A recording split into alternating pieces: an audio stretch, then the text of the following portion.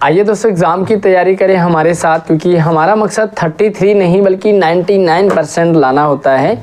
इसी सिलसिले में क्लास 10th हिंदी क्षितिज में राम लक्ष्मण परशुराम संवाद इस चैप्टर के पूरे क्वेश्चन आंसर आपके साथ इस वीडियो में शेयर करेंगे। भले आपने चैप्टर अच्छे से ना समझा हो, लेकिन इस वीडियो के बाद आपको चैप्टर भी समझ में आएगा, सारे क्वेश्चन आंसर आप कर पाएंगे। जल्दी से एक बार वीडियो को लाइक कर दीजिए, अपने दोस्तों को भी शेयर कीजिएगा। चैनल पर अगर आप पहली बार आए हैं तो सब्सक्राइब करना ना भूलें, क्योंकि आपको इस चैनल पर एजुकेशनल सारी वीडियोज आपको लगातार मिलती रहेगी। पहला प्रश्न है, परशुराम के क्रोध करने पर लक्ष्मण ने धनुष के टूट जाने पर कौन कौन से तर्क दिए। कई बार ये सवाल आ जाता है आपके एग्ज़ाम में, तो क्या आंसर लिखना है आपने इसका कि परशुराम के क्रोध करने पर, जब परशुराम जी ने देखा कि मेरे शिव का धनुष, मेरे गुरु का धनुष टूटा हुआ है और वो धनुष किसने तोड़ा ये नहीं पता, तो वो बड़ा गुस्सा करते हैं और पूरे राजाओं पर बड़े भयंकर तरीके से क्रोध करते हैं। तो फिर लक्ष्मण कहता है कि वे धनुष क्यों टूटा। परशुराम के क्रोध करने पर लक्ष्मण ने धनुष के टूट जाने पर कुछ तर्क दिए, कुछ लॉजिक दिए हैं। जैसे उन्होंने कहा कि श्री राम ने इसे नया और मजबूत समझ करके सिर्फ छुआ था, है ना। ये धनुष बहुत पुराना था लेकिन, और जो अपने आप टूट गया बड़ा कमज़ोर था। दूसरा तर्क उन्होंने देखा कि बचपन में उन लोगों ने ऐसे बहुत सारे धनुष तोड़े हैं, तब परशुराम जी ने कोई क्रोध नहीं किया। तो भाई इसी धनुष के टूट जाने पर आप इतना प्रेम क्यों कर रहे हैं, इतना गुस्सा क्यों कर रहे हैं। हमें यह धनुष नॉर्मल लगा, पर नॉर्मल धनुष है, टूट गया। इस धनुष के टूटने पर उन्हें कोई लाभ हानि नहीं दिखती है, कोई नुकसान हो गया ऐसा भी नहीं है, कोई फ़ायदा हुआ ऐसा भी नहीं है। तो उन्होंने कुछ तर्क दिए, बहुत पुराना था, राम के छूते ही टूट गया और वगैरह वगैरह ना। तो आप इसका आंसर इस तरह से लिख सकते हैं। बाकी अगर आपको और भी किसी दूसरे चैप्टर्स के क्वेश्चन आंसर की ज़रूरत हो तो आप मुझे कमेंट में ज़रूर बताइए। आप अपना नाम, अपने स्कूल का नाम भी मेंशन कीजिएगा। परशुराम के क्रोध करने पर राम और लक्ष्मण की जो प्रतिक्रियाएं हुई उनके आधार पे दोनों का स्वभाव आपको बताना है। भाई परशुराम ने क्रोध किया, उसी सभा में राम जी भी बैठे थे, उसी सभा में लक्ष्मण जी भी बैठे थे। तो राम का अलग नेचर और लक्ष्मण का अलग नेचर, तो दोनों के नेचर के बारे में आंसर लिखने के लिए आ जाता है कई बार। देखिए राम में कम था साहस या शक्ति कम थी, ऐसा नहीं है। राम लक्ष्मण दोनों बराबर शक्ति साहस के थे, फिर भी राम बहुत शांत और धैर्यवान हैं, पोलाइट नेचर के हैं। परशुराम के क्रोध करने पर राम विनम्रता के साथ कहते हैं कि धनुष तोड़ने वाला आपका कोई दास ही होगा, यानी कि अपने आप को वो परशुराम का दास कहते हैं, सेवक कहते हैं। वे मृदुभाषी होने का परिचय देते हैं और अपनी मधुर वाणी से परशुराम के क्रोध को शांत करने का प्रयास करते हैं कि परशुराम क्रोध न करें। अंत में आंखों से संकेत कर लक्ष्मण को शांत रहने को कहते हैं। भाई लक्ष्मण को भी कहते हैं कि आप शांत रहिए, आप ज़्यादा ना बोलिए। दूसरी ओर लक्ष्मण का स्वभाव उग्र है, गुस्से वाला है। वह व्यंग्य करते हुए परशुराम को इतनी छोटी सी बात पर हंगामा नहीं करने को कहते हैं। भाई छोटी बात है, टूट गया, काहे हंगामा कर रहे हो, है ना।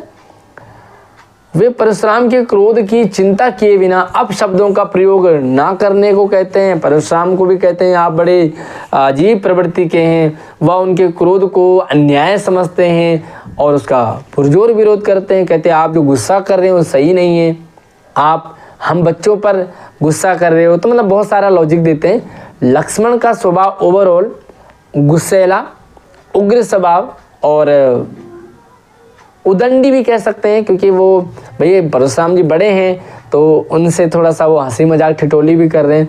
तो एक तरह से लक्ष्मण का स्वभाव और राम के स्वभाव में बहुत अंतर है।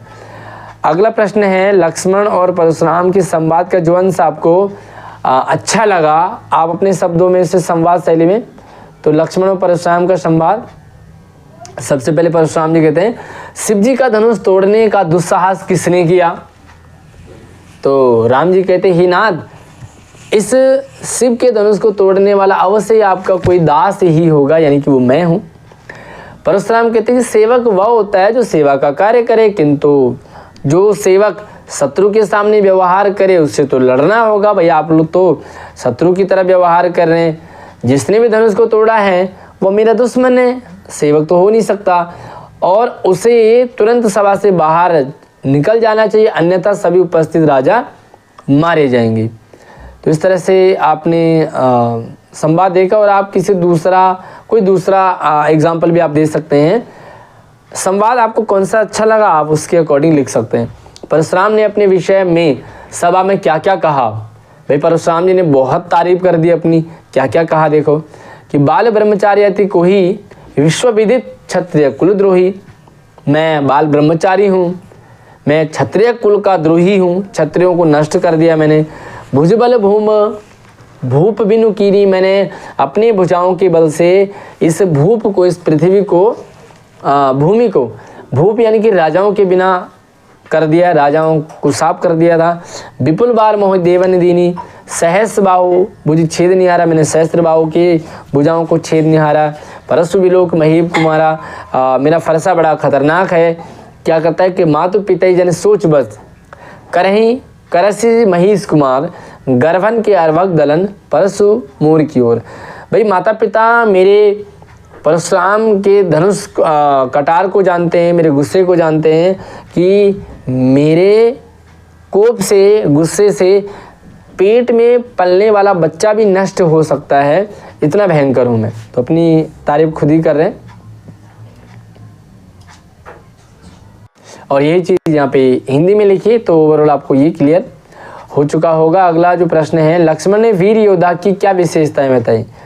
मैं लक्ष्मण ने कहा कि परशुराम जी आप वीर नहीं हो सकते, आपका नेचर गुस्से वाला हो सकता है, लेकिन आप वीर नहीं हो सकते, क्योंकि वीर तो कुछ और ही होते हैं, किसी और तरीके के होते हैं। क्या कहा उन्होंने, वीर कौन होता है कि लक्ष्मण ने वीर योद्धा की कुछ विशेषताएं बताई। जैसे वीर योद्धा स्वयं अपनी वीरता का बखान नहीं करता। भाई अपनी तारीफ खुद नहीं करेगा वीर की तारीफ दुनिया करेगी, परंतु दूसरे लोग उसकी वीरता का बखान करते हैं। भाई जो वीर होगा उसके बारे में लोग चर्चा करेंगे ना। अब कोई ताकतवर कहेगा मैं ताकतवर हूँ, ताकतवर हूँ, अरे भाई तेरे कहने से नहीं होगा ना, जब दुनिया कहेगी तब मानेंगे। वे युद्ध भूमि में अपनी वीरता का परिचय साहसपूर्ण तरीके से देते हैं। जो वीर हैं वो युद्ध भूमि में अपना परिचय देते हैं वीरता का। वीर योद्धा शांत होता है, विनम्र होता है, क्षमाशील होता है, धैर्यवान होता है, बुद्धिमान होता है। भाई वीर का मतलब ये नहीं कि गुस्से में हर जगह मार देंगे। वो शांत भी रहते हैं, विनम्र भी होते हैं, क्षमाशील भी होते हैं, खुद पर अभिमान कभी नहीं करते, घमंड नहीं करना है वीर को। वह दूसरों का भी आदर करता है। ऐसा नहीं कि वीर है तो किसी को भी मारते पीटते जाए, दूसरों का भी सम्मान करना और खुद पर कभी घमंड नहीं करना, है ना। इस तरह से बहुत सारी बातें कहते हैं। साहस और शक्ति के साथ विनम्रता हो तो बेहतर है। इस कथन पर अपने विचार लिखिए। ये सवाल कई बार एग्जाम में आता, कई बार आया है। साहस और शक्ति के साथ विनम्रता होना भी जरूरी है। आपने देखा इस पाठ में साहस और शक्ति राम के पास भी है, लक्ष्मण के पास भी है और परशुराम के पास भी है, लेकिन जो विनम्र स्वभाव है ना वो सिर्फ राम के पास है। ना लक्ष्मण विनम्र हैं, ना परशुराम जी विनम्र हैं। तो साहस और शक्ति के साथ विनम्र हो जाए ना, सोने में सुहागा। अब देखते हैं क्या आंसर लिखेंगे। साहस और शक्ति द्वारा हम अनेक काम पूरा कर सकते हैं। साहस और शक्ति है। हालांकि अगर विनम्रता भी जुड़ जाए तो बेहद कारगर साबित होगा। विनम्रता हमें संयमित बनाती है, साहस है, शक्ति है तो हम कुछ भी कर लेते हैं। लेकिन अगर हम विनम्र हैं, पोलाइट हैं, तो हम सही और गलत का भी समझ रखते हैं, जिससे व्यक्ति को आंतरिक खुशी भी मिलती है। विनम्रता के भाव से विपक्षी भी उस व्यक्ति का आदर करता है ना। भाई अगर आप विनम्र हैं तो आपका जो दुश्मन है वो भी आपकी रिस्पेक्ट करेगा, यह व्यक्ति कार्य को और सुगम बनाती है। जो विनम्र हो गया तो कार्य और आसान हो जाते हैं। तो मैंने आपको बताया, आप इसका आंसर लिख सकते हैं कि लक्ष्मण और परशुराम और राम तीनों में शक्ति और साहस, लेकिन राम एक ऐसा कैरेक्टर, पात्र है इस संवाद में जिसमें विनम्रता भी है। और विनम्र हो तो मुझे लगता है कि लड़ाई की जरूरत ही ना पड़े। भाव स्पष्ट करना है आपने कि व्यसी लखनु बोले मृदुबानी, अहो मुनि सुमहा भट मानी, पुनि पुनि मुहि दिखाओ कुठारो, चाहते उड़ावन फूक पहारू। लक्ष्मण जी जो है विहसी हंसते हुए बोलते हैं मृदु वाणी में बड़े मीठे स्वभाव के साथ कि अहो मुनीसु महाबटमानी, अरे आप तो बड़े भयंकर हैं, बड़े खतरनाक हैं, आपका तो क्या कहें कि पुनि पुनि मोहि दिखाओ कुठारो। मुनि बार बार मुझे कुठार दिखा रहे हो, बार बार मुझे फरसा दिखा रहे हो, मुझे डरा रहे हो। चहत उड़ावन फूक पहाड़, ऐसा लगता है कि फूक से पहाड़ उड़ाना चाहते हो। तो यही इन पंक्तियों में है। इन पंक्तियों में लक्ष्मण अभिमान में चूर परशुराम स्वभाव परशुराम पर वो व्यंग्य करते हैं उनके नेचर पर। लक्ष्मण मुस्कुराते हुए कहते हैं कि आप मुझे बार बार इस फरसे को दिखाकर डरा रहे हो, धमका रहे हो, ऐसा लगता है मानो आप फूंक मार करके पहाड़ उड़ाना चाहते हो। अपने आप को पहाड़ कहते हैं, है ना, कहते हैं मैं पहाड़ हूँ। भैया मुझे ऐसे इतने आसानी से उड़ा नहीं सकते आप। आगे कि यह कुंभड़ बतिया को नाई, जे तर्जन देखी मर जाई, देखी कुठारू सरासन बाना, मैं कछु कहा सहित अभिमाना। यहाँ कुंभड़बतिया को नहीं, एक कुंभड़बतिया घास होती है, उसे हम कहते हैं छुई मुई, टच करो मुरझा जाती है। तो लक्ष्मण परशुराम जी से कहते हैं कि यहाँ कोई कुंभड़बतिया नहीं है, कोई छुई मुई नहीं है कि आपने टच किया और वो घायल हो जाए। तर्जनी देखी, ये तर्जनी उंगली देख के ही मर जाए। कि देखी कुठारू सरासन बाना, मैं कछु कहाँ सहित अभिमाना। भैया मैं भी कुछ छोटी मोटी चीज़ नहीं हूँ, आप डरा रहे हो लेकिन आप मुझसे आपका पाला नहीं पड़ा है। इन पंक्तियों में लक्ष्मण ने परशुराम के अभिमान को चूर करने के लिए अपनी वीरता को बताया कि मैं खतरनाक हूँ मैं भी। वे कहते हैं कि हम कुंभड़े की कच्चे फल नहीं हैं जो तर्जनी दिखाने से मुरझा जाए। हालांकि ये गलत लिखा, एक पत्ता होता है कुंभड़बतिया, यानी वे कमज़ोर नहीं हैं जो धमकी से भयभीत हो जाएं। वह यह बात अपने फरसे को देख कर के बोल रहे हैं, उन्हें स्वयं पर विश्वास है। वो कहते हैं कि मुझे खुद पर विश्वास है, बाकी तुम बोलते रहो। गादी सुनू कहे हृदय, हसे मुनि हरि हरि सूज, आय मय खांड नौख मया, अजहु न बूझ अबूझ। तो कहते हैं कि वे गादी सुनू कहे हृदय, हंसते हुए कहते हैं कि हे मुनि, आपको ऐसा लगता है कि सब जगह हरा हरा दिख रहा है ना। कहते हैं कि सावन के अंधे को हर मौसम हरा ही दिखता है, तो आपको सब कुछ हरा हरा ही दिख रहा है।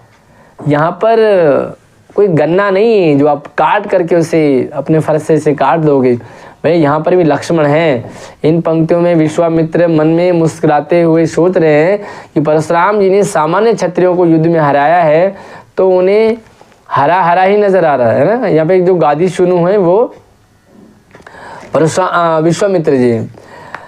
राम लक्ष्मण को साधारण क्षत्रिय नहीं है, परंतु इन्हें गन्ने की बनी तलवार के समान, मतलब गन्ने की तरह आप इन्हें काट नहीं सकते, कमज़ोर नहीं समझ सकते, पर असल में वे लोहे के खांड के हैं, है ना। तो वे हल्के में रॉड हैं, ये इन्हें कौन मार सकता है।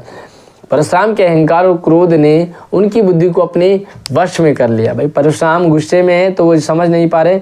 पाठ के अनुसार तुलसी के भाव सौंदर्य पर कई बार आ जाता है। भाई तुलसीदास का भाव सौंदर्य क्या, ये जो संवाद है वो अवधि में लिखी है, संस्कृत के कई शब्दों का प्रयोग किया गया है। इसमें दोहा है, छंद है, चौपाई है ना। राम लखन रामचरित मानस मुनि गावा, वो इसमें है ना। दोहा है, छंद है, चौपाई है। भाषा में लय बदलता है, भाई दोहा होगा तो लय तो रहेगा ही। मुहावरों का प्रयोग किया है, वीर और रौद्र रस का प्रयोग किया है। कहीं कहीं शांत भी है, कई बार पोलाइट आ जाते हैं। अनुप्रास, उपमा, रूपक, कई सारे अलंकारों का भी प्रयोग किया है और व्यंग्य का भी प्रयोग किया है ना। लक्ष्मण टोंट मारते, तो इस तरह से आप इसका आंसर लिख सकते हैं। इस पूरे प्रसंग में व्यंग्य का अनूठा सौंदर्य है। पूरे प्रसंग में व्यंग्य, अरे लक्ष्मण जी व्यंग्य ही तो मारते हैं। तो यहाँ पे आप देखोगे व्यंग्य पहला है कि बहुधनु ही तोरी लड़काई, कबहू न सी ऋषि नहीं घुसाई। कहते हैं बहुत सारे धनुष तोड़ दिए हमने बचपन में, लड़काई मतलब लड़कपन में, तब तो आपने कभी गुस्सा नहीं करा। तो लक्ष्मण परशुराम जी से कहते हैं कि बचपन में हमने बहुत सारे धनुष तोड़े हैं, परंतु आपने तब इतना गुस्सा नहीं किया। ये एक व्यंग्य है। लक्ष्मण जी जानते हैं ये नॉर्मल धनुष नहीं है, फिर भी परशुराम से मजे ले रहे हैं। मातु पिता जन सोच बस करे से महिष किशोर, अरभन के गर्भक दलन, परशु मोर अति घोर। परशुराम जी क्रोधित होकर के लक्ष्मण से कहते हैं कि अरे राजा के बालक, तो अपने माता पिता के बारे में सोच। यह जो फरसा है ना, इतना भयानक है कि यह गर्भ में पल रहे बच्चों को भी श्राप कर सकता है। ये भी व्यंग्य है भाई, ऐसा कैसे हो सकता है? पेट में पल रहा बच्चा है उसे भी मार दे। अपने मुँह तुम अपनी करनी, बार बार अनेक भांति बहु भरनी। इसमें लक्ष्मण जी कहते हैं कि भाई कई बार तुम अपनी तारीफ अपने मुंह से कर रहे हो, अपने मुंह मिट्ठू बन रहे हो, ये ठीक बात नहीं है। ये भी कमेंट है। मिले ने कवहूँ सुबट रन गाढ़े, द्विज देवता घरनी के बाड़े। लक्ष्मण कहते हैं कि आपका जो सामना है ना, कभी योद्धाओं से नहीं हुआ, आपने गाजर मूली काटे हैं। भाई रौड़ हैं हम, है ना, इसलिए आप अपने आप को शेर समझ रहे और दूसरे को कुछ भी नहीं समझ रहे। तो भैया जानो, आप हमें भी जानो, दूसरों को भी जानो, है। इस तरह से आप इसमें लिख सकते हैं। प्रस्तुत पंक्ति में अलंकार का प्रयोग, तो अलंकार भी आपके चैप्टर में है, समझ लीजिए। बालक बोली बधो नहीं तोई, तो यहाँ पर बा का उच्चारण बार बार हुआ है, एक अक्षर बार बार आ रहा है, तो अनुप्रास अलंकार होता है जहाँ पर अक्षर बार बार आते हैं। यहाँ पर भी अलंकार अनुप्रास ही है। कोटि कुली सब वचन तुम्हारा, सॉरी अनुप्रास है यहाँ पर। एक तो अनुप्रास है, दूसरा यहाँ पर उपमा भी है। देखिए का यहाँ पर बार बार आ रहा तो अनुप्रास है, दूसरा उपमा है, सम आया तो सा सम समान सरिस तुल्य, ये सारे उपमा में आते हैं। दूसरा है तुम तो काल हाँ को जनु लावा, बार बार मोहि लागी बुलावा। अब यहाँ पे देखो जनु मानो मनु मानो मनोहू, ये शब्द आया है, ये उत्प्रेक्षा अलंकार में आता है। और अलंकार मैंने फिल्मी गानों के माध्यम से आपको बताया है, तो आप अलंकार भी समझ सकते हैं हमारे चैनल पे। इसी वीडियो के डिस्क्रिप्शन में आपको वो वीडियो डाल देंगे, अलंकार वाली भी आप देख सकते हैं।